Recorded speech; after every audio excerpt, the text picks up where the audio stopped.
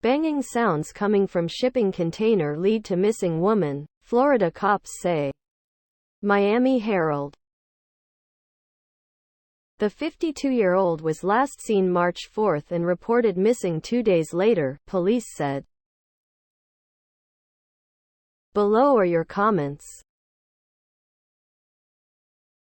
Thanks to person who reported hearing the noises. Glad she's safe. That sounds pretty scary to me. She did not know how she got in the container? How she got there is under investigation. Really? More incomplete news.